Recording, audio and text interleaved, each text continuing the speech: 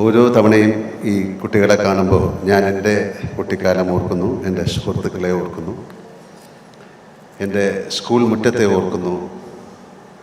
അത്രമേൽ സ്വതന്ത്രമായ ആ കാലത്തെ അല്പം ഗ്രഹാതുരത്വത്തോടെ ഓർക്കുന്നു. ആ കാലം ഇനി തിരിച്ചു വരില്ല എന്ന വേദനയോടെ തിരിച്ചറിയുന്നു. ഇന്ന് കുട്ടികളായ നിങ്ങളോട് എന്താണ് പറയേണ്ടത് എന്ന കാര്യം കഴിഞ്ഞ കുറേ ദിവസങ്ങളായി ഞാൻ ആലോചിക്കുകയായിരുന്നു. പറയാൻ ഒരുപാട് കാര്യങ്ങളുണ്ട്. മഴക്കെടുതി മുതൽ ആണവ യുദ്ധം വരെ, മാലിന്യ പ്രശ്നങ്ങൾ മുതൽ മഹാരോഗങ്ങൾ വരെ. അതൊന്നുമല്ല നിങ്ങളോട് പങ്കുവയ്ക്കേണ്ടത് എന്നെൻ്റെ മനസ്സ് പറഞ്ഞു. വളർച്ചയുടെ ഈ പ്രായത്തിൽ നിങ്ങൾ ശ്രദ്ധിക്കേണ്ട ചില കാര്യങ്ങൾ മാത്രം ഞാൻ എൻ്റെ മനസ്സിൽ അടുക്കി വച്ചു. അവ ഒരു പക്ഷേ നിങ്ങൾക്ക് ഉപകാരപ്പെട്ടേക്കാം.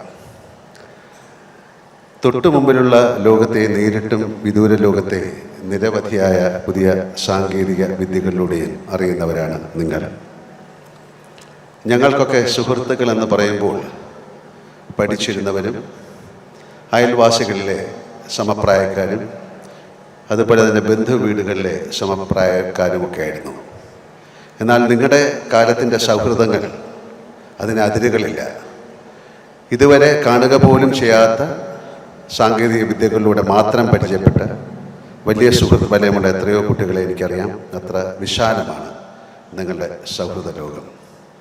നല്ല സൗഹൃദങ്ങൾ, നല്ല ബന്ധങ്ങൾ, നല്ല സമൂഹം എന്നിവ ആത്മാർത്ഥതയോടെ നിലനിൽക്കണമെങ്കിൽ ഒരുപാട് ഘടകങ്ങൾ ഒന്നിക്കണം എന്ന് ഞാൻ വിശ്വസിക്കുന്നു.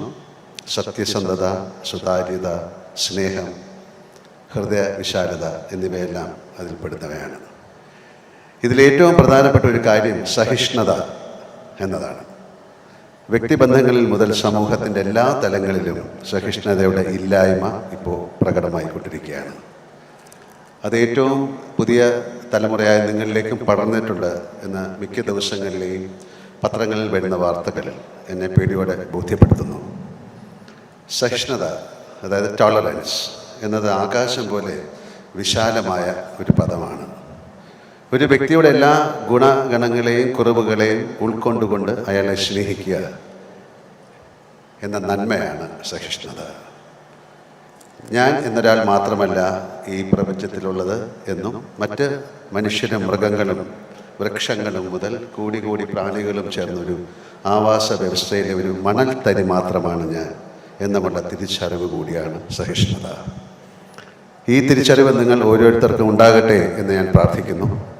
ആ അറിവുണ്ടാകുമ്പോൾ നിങ്ങൾക്കാരോടും അസൂയയോ പകയോ വിദ്വേഷമോ ഉണ്ടാവില്ല. മനസ്സിൻ്റെ ഏറ്റവും നല്ല അവസ്ഥയാണ് അത്. വളരെ പ്രധാനപ്പെട്ട ഒരു കാര്യം എനിക്ക് നിങ്ങളോട് പറയാനുണ്ട്. നിങ്ങളോട് മാത്രമല്ല, നിങ്ങളുടെ മാതാപിതാക്കളോടും. ഇന്ന് നിങ്ങൾ കുട്ടികളെയും ഞാനടക്കം ഉള്ള മുതിർന്നവരെയും ബാധിച്ചിരിക്കുന്ന ഏറ്റവും വലിയ ഒരു ക്രേസാണ് ഈ മൊബൈൽ ഫോൺ.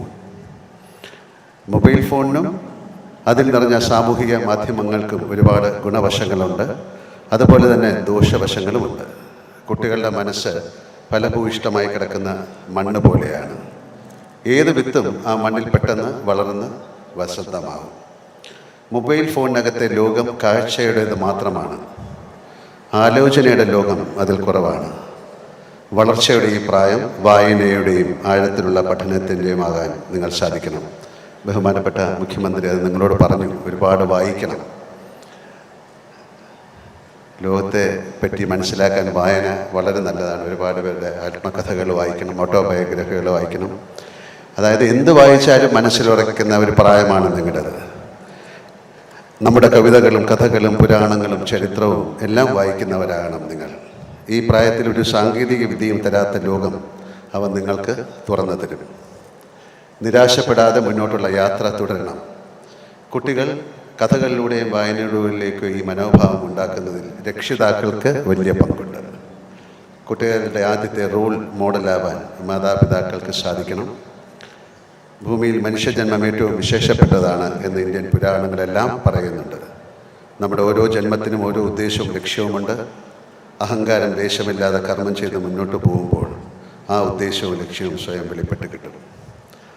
അനുഗ്രഹത്തോടെ ലഭിച്ച ജീവിതം നിങ്ങൾ നാടിനും ഗുണകരമായ രീതിയിൽ ഉപയോഗിക്കാൻ ശ്രമിക്കുക. വലിയ സ്വപ്നങ്ങൾ കാണുക, ഒപ്പമുള്ളവരെ ചേർത്ത് പിടിക്കുക. ബുദ്ധിമുട്ട് അനുഭവിക്കുന്നവർക്കും വൃദ്ധരായവർക്കും സാധിക്കുന്ന തരത്തിൽ കൈത്താങ്ങാവുക, നമ്മെ നിലനിർത്തി പോകുന്ന പ്രകൃതിയെ പരിക്കേൽപ്പിക്കാതിരിക്കുക, പിറന്ന നാടിനെ സ്നേഹിക്കുന്നതിനൊപ്പം വളരുന്ന ലോകത്തെയും സ്നേഹിക്കുക. നല്ല ജീവിതത്തോളം ലഹരി തരുന്ന ഒന്നും ഈ പ്രപഞ്ചത്തിലില്ല എന്ന് തിരിച്ചറിയുക. അത്തരത്തിലുള്ള നല്ല ജീവിതവും ഐശ്വര്യവും വിജയങ്ങളും ഞാൻ നിങ്ങൾക്ക് ആശംസിക്കുന്നു.